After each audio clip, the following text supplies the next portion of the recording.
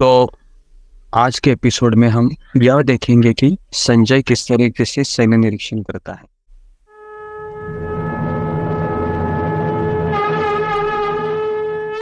हरे कृष्ण।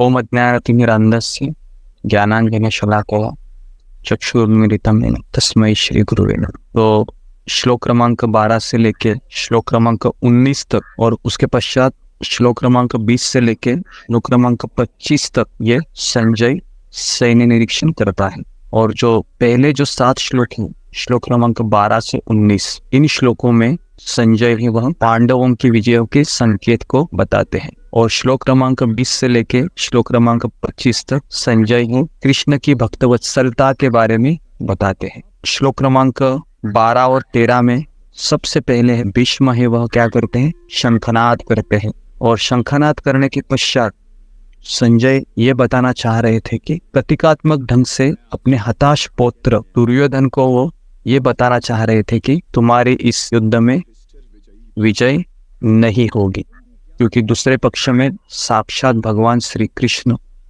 विराजित है जो अर्जुन के सारथी बने हैं। श्लोक क्रमांक 14 में भगवान श्री कृष्ण है और अर्जुन है अपना शंख बजाते हैं। और उसमें संजय ये वर्णन करता है कि श्लोक क्रमांक 14 में जो कृष्ण और अर्जुन शंख बजाते हैं उन शंखों को दिव्य बताया गया है, वो दिव्य शंख। तो ये दूसरा संकेत था। पहला संकेत था कि भीष्म पितामह ये बताना चाह रहे थे तुम्हारी विजय नहीं हो सकती। और फिर 15 और 16 में क्या होते हैं कि द्रुकोदर भीम है, उसके पश्चात नकुल है, सहदेव है, युधिष्ठिर राजा है, वो अपने अपने शंखों को बजाते हैं। और उसके पश्चात कृष्ण को ऋषिकेश कहा गया है। ऋषिकेश शब्द का अर्थ है इंद्रियों के स्वामी। युद्ध भूमि में भगवान श्री कृष्ण प्रत्यक्ष रूप से अर्जुन के इंद्रियों का नियंत्रण करने वाले हैं। तो इसलिए बहुत जरूरी है कि अर्जुन को यहाँ पर धनंजय कहा जाता है। ये चौथा कारण था, क्योंकि उसने अपने बड़े भाई के लिए जब यज्ञ करना था, राजस्व यज्ञ, तो धन की आवश्यकता थी और उसे प्राप्त करने में उन्होंने अपने भाई की सहायता भी की थी। भीम को वृकोदर कहा गया है क्योंकि वह खाते थे और खाने के बाद वो अति मानवीय कार्य भी करते थे, जैसे डिम्बासुर का वध किया था। फिर श्लोक क्रमांक 17 और 18 में काशीराज, शिखंडी, धृष्टद्युम्न ये सब अपने अपने शंख बजाते हैं। और 19वें श्लोक में संजय ये बताते हैं कि कौरवों के हृदय इससे विदीर्ण हो गए, घायल हो गए जब पांडवों ने शंखनाद किया।